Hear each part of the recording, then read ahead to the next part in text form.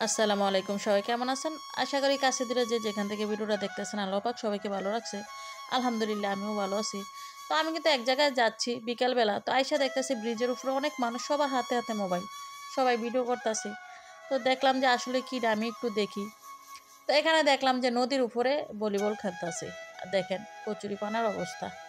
তো আসলে বিষয়টা কিন্তু একদমই মিথ্যা না, একদমই সত্য ঘটনা। দেখেন আমি আপনাদেরকে একটু জুম করে দেখাই। আর নদীর সাইডে ফাইডেও কিন্তু না, দুই মানে একদম মাঝখানে আছে না, তীরে মানে এক সাইডে, একদমই না মাঝখানে এই অবস্থা। আর এই নদীর মাঝখানে যাইতে কিন্তু কোনো নৌকা ব্যবহার করা হয় না, মানে হাইটা যাওয়া যায়।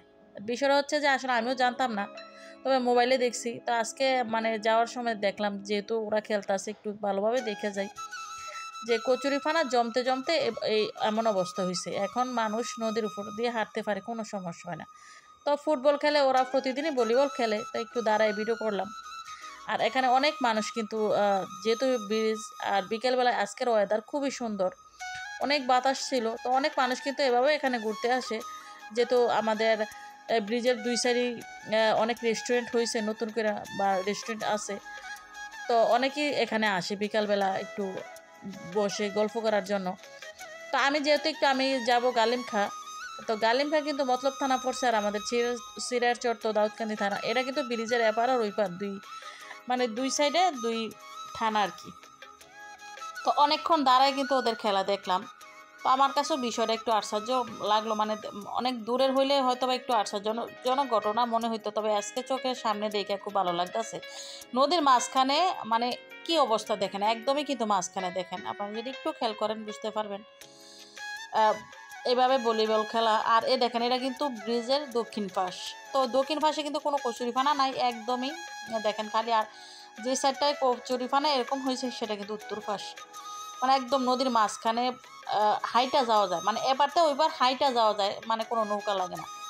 তো এই তো আমি যে বাংলা বাজারের কাছে, যেহেতু লিমকা আসলে গাড়ির রাস্তা না, হাঁটার রাস্তা, এই কারণেই বিকালবেলা একটু হাঁটতে হাঁটতে যাইতেছি আমার চাচাতো বোনের বাড়িতে। তো দেখেন বাজার থেকে যে এই রাস্তাটা গেছে, এই রাস্তা দিয়ে কিন্তু আমার চাচাতো বোনের বাড়িতে যায়। তবে বেড়িবাঁধের ভিতরের যে দৃশ্যগুলা আমার সব সময় ভালো লাগে, মানে গ্রামগুলা দেখতে এত সুন্দর লাগে, একদম ছবির মতো, মানে খুবই সুন্দর লাগে। তো আমি কিন্তু এই যে আস্তে আস্তে হাইটা যাইতাছি, আর একটু ভিডিও করতেছি। আর আমার মেয়ে কিন্তু আমার সাথে ছিল, তো আমার একটু কাজ ছিল আমার চাচাতো বোনের সাথে। তো চিন্তা করলাম একটু যাই। আসলে এমনি তো মাঝে মাঝে ওর বাড়িতে যাওয়া হয়। আর মানুষ না, শহর থেকে যারা আসে তারা গ্রাম অনেক পছন্দ করে। তবে যদিও আমি গ্রামে বাস করি, আমার গ্রাম সবসময় ভালো লাগে। বিশেষ করে বেড়িবাঁধের ভিতরে এই জায়গাগুলা, অনেক বাড়ি আছে, দেখতে খুব সুন্দর লাগে। তো এখানে কিন্তু আসলে আমার এই চাচাতো বোনের বাড়িতে মাঝে মাঝে আসা হয়, কিন্তু আজকে একটু কাজে আসছি। তো এই তো আমি কিন্তু চলে আসছি। তবে গালিমকা বাড়িটার নাম আমার মনে নেই, আর আমি জানিও না। তো আসলে জানলে বলতাম। তো আয়সা দেখতেছি যে আসলে দুঃখজনক ব্যাপার, আমার বোন বাড়িতে নাই, ও আবার গেছে কালীবাজার, হয়তো বা ওর কোনো প্রয়োজনে গেছে। তো ওর শাশুড়ি ছিল, মাউই ছিল, বা ওর যা ছিল, অনেক বলছে যে একটু বসতাম, বা ওদের ঘরে গিয়ে বসতাম। তো পরে আসলে যেহেতু বিকেলবেলা একটু সন্ধ্যা হয়ে যায় তাড়াতাড়ি, এখনো সময় কম, তাই আবার চলে আসছি। তো পুকুর ঘাটটা দেখলাম যে এক সময় এই পুকুর ঘাটের কত কদর ছিল গ্রামের বাড়িগুলোতে। তো এখন কারেন্টের সাথে সবাই মোটর বসানোর কারণে কিন্তু আসলে যার যার ঘরে গোসল করা, সবাই কিন্তু ঘরের ভিতরে সব কাজ টাজ করে, এই কারণে কিন্তু আর পুকুর ঘাটের সেই কদর আর এখন নাই, একদম সব অবহেলায় অযত্নে শেষ হয়ে যাইতেছে।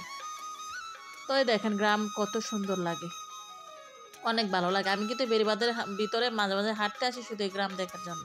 তো এখন একটু ভিডিও করে দেখে আপনাদের সাথে শেয়ার করা হয় আর কি। তো এই দেখেন বাংলা বাজার, তো আসলে একদমই কাছে, একদম মানে বাংলা বাজার থেকে একটুকু দূর আর কি, মানে সামনের বাড়িটা, হয়তো বা বাড়ির নাম বলে আশেপাশে যারা ছিলেন অবশ্যই চিনতেন।